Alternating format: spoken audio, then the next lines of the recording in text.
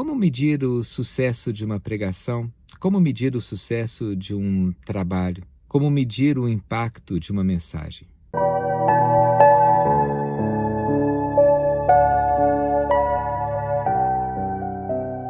Quando somos nós as pessoas envolvidas, essas perguntas são importantes, porque fazem bem ao nosso ego, porque nós temos uma necessidade de sermos pessoas aceitas, de percebermos que as nossas atitudes foram acolhidas pelas outras pessoas. O sucesso nos traz satisfação. O insucesso nos traz infelicidade e desapontamento. E é óbvio que boas ações, atitudes que têm objetivos de transformar o mundo, são esperadas como darem certo, para que deem certo. E Jesus é um pregador de sucesso, ao que tudo indica. Lá em Marcos, no capítulo 6, Jesus arrebanha uma multidão que Marcos diz que são 5.000 homens. É interessante que em toda a narrativa, Marcos usa um recurso que hoje consideramos machista. Ele usa o recurso de usar o pronome masculino como um pronome que agrega o feminino e que agrega as crianças. É o famoso masculino falso universal. Marcos, supostamente, a pessoa que escreveu o Evangelho, que leva o seu nome, diz que eram 5.000 homens.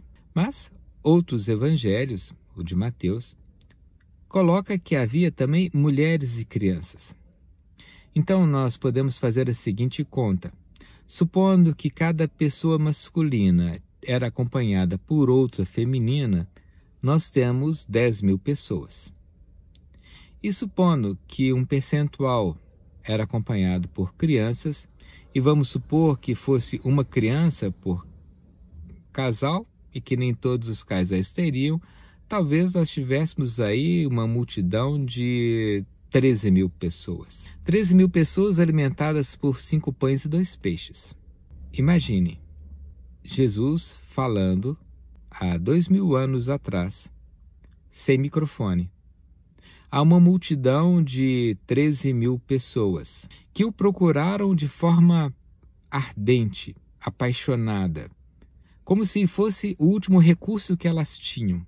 Foram a um lugar deserto, longe da civilização, longe de qualquer boteco, longe de qualquer supermercado, para ouvir mensagem que supostamente era de esperança e de modificação. Jesus era capaz de arrebanhar multidões. E é interessante nós pensarmos no tamanho, no número dessa multidão. Porque multidões assim se repetiram ao longo dos séculos. Pregadores foram capazes de fazer o mesmo.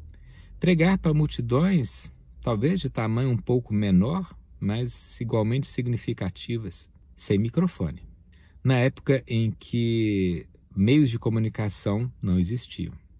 E observem que, neste caso, essas 13.000 pessoas não foram em busca de milagres, não foram em busca de curas, porque o evangelista não diz, quem escreveu não diz que Jesus realizou algum milagre dessa natureza. Ele apenas trouxe mensagem que foi significativa para aquelas pessoas, a ponto delas permanecerem horas ouvindo. Aquilo que nós falamos tem impacto sobre as pessoas. Aquilo que nós falamos pode cativá-las, pode motivá-las, pode mobilizá-las. Jesus mobilizava as multidões em uma direção. Jesus tinha esse sucesso.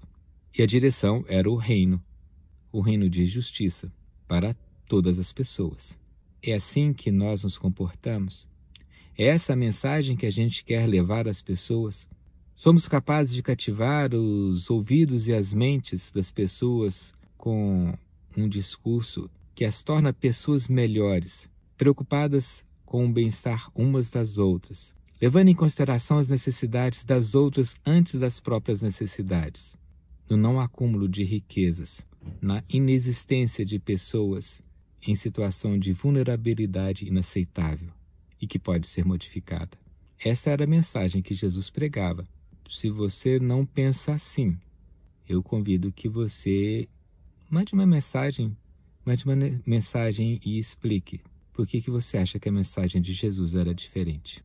Mas, se você concorda que a mensagem de Jesus era essa, a pergunta que fica para todos nós é se nós somos tão bem-sucedidos como ele.